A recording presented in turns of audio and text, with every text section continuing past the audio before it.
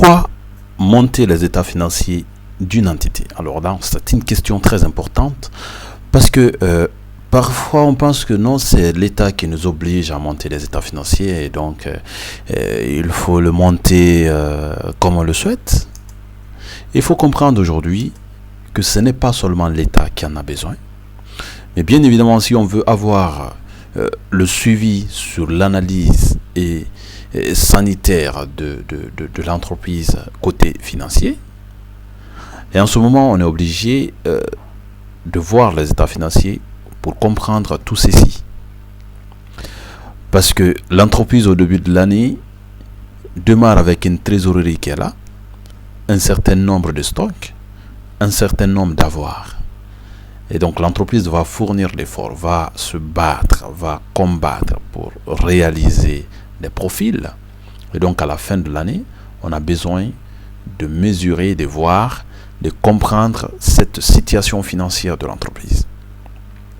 Donc sans ces états financiers, il devient compliqué pour nous d'avoir un éclaircissement clair sur la santé financière de notre entreprise.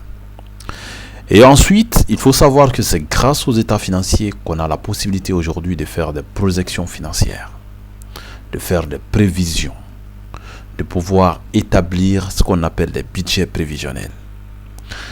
Et même, on peut même partir de là en essayant d'élaborer ce qu'on appelle des états financiers prévisionnels aussi. Ce qui nous permet de travailler en projet finalement dans l'entreprise. C'est qu'au lieu que l'entreprise démarre bizarrement, sans objectif, disons, décentralisé par mois, en ce moment, grâce aux états financiers, on a la possibilité de nous fixer des objectifs afin d'atteindre de façon mensuelle ou trimestrielle. L'obtention d'un financement bancaire également, grâce à ces états financiers, je vous rappelle aujourd'hui que le banquier ne te donnera pas de prêt, surtout même si tu es un particulier, sans que tu ne l'expliques ou bien sans que tu ne le prouves par des preuves palpables que vous aviez un business concret capable de rentabiliser, de pouvoir fournir de l'argent à la longue afin d'être en mesure de rembourser les prêts.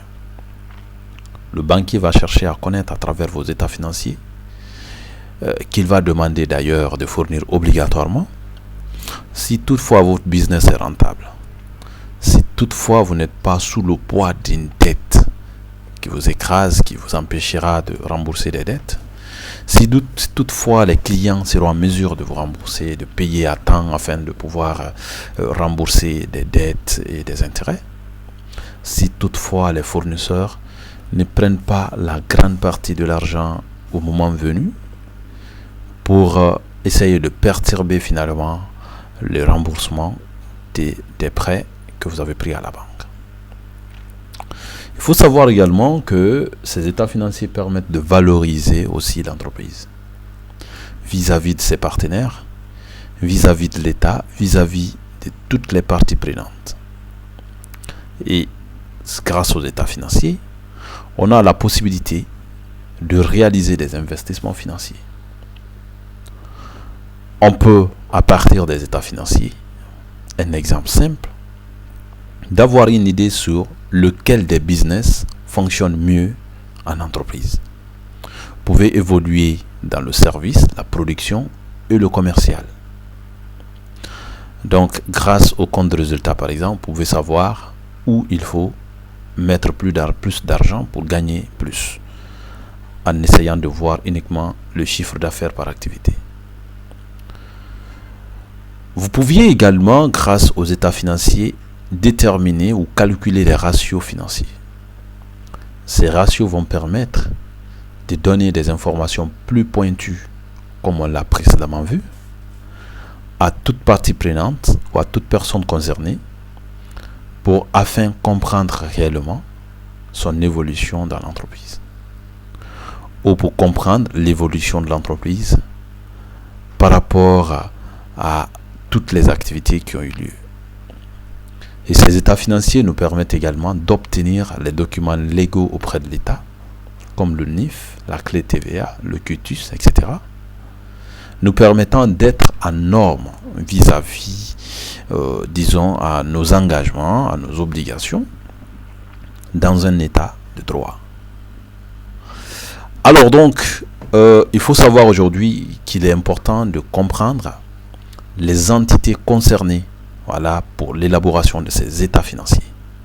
Est-ce que c'est parce que j'ai une boutique à la maison que je vais tout de suite me monter les états financiers? Est-ce que parce que je suis dans une ONG, prochainement je viendrai, et du fait que les états financiers sont extrêmement très importants, demander au chef, au patron, au président de nous faire des états financiers afin de comprendre un peu l'évolution des choses? Alors il faut comprendre un peu, voilà, pour quelle entité, quelle structure est concernée aujourd'hui pour l'élaboration de ces états financiers. Quelles sont les entités qui peuvent faire des états financiers et quelles sont les entités qui ne peuvent pas faire des états financiers?